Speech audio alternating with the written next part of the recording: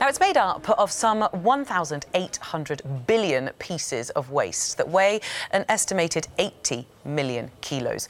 A giant rubbish patch, 3 times the size of France, is the target of a cleanup project that's underway in the Pacific Ocean. A U-shaped pipe trailing a 3-metre deep net will scoop up the rubbish, which will then be shipped back to the shore. Dutch inventors who raised 250 million euros in crowdfunding are behind the operation. Well, I'm joined now by Ocean Cleanup Foundation team member Arjun Chemala. Good morning to you, Mr. Chemala. Thank you very much for joining us on the programme this morning. And now you've set yourself a goal of cleaning up 90% of the world's ocean plastic by the year 2040. Day one was yesterday. How confident are you that that goal can be reached? Yeah, that's correct, and we are quite confident that we can reach the goal. We are now, indeed, we have deployed the first system out in the Great Pacific Garbage Patch.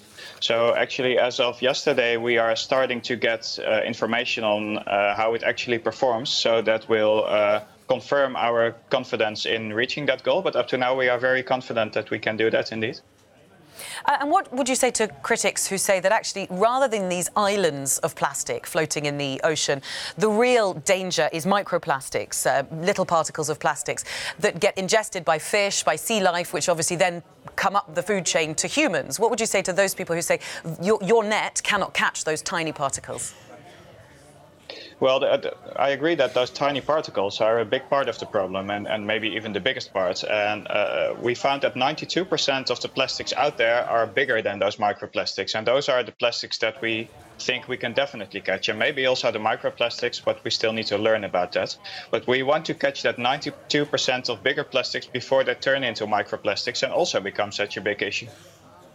OK, and again, what about people who say that perhaps it would be more efficient to start tackling this problem further up the chain of events? So rather than dealing with plastics once they're already in the ocean, how about putting these sorts of nets and catching them in rivers and upstream before they hit the oceans?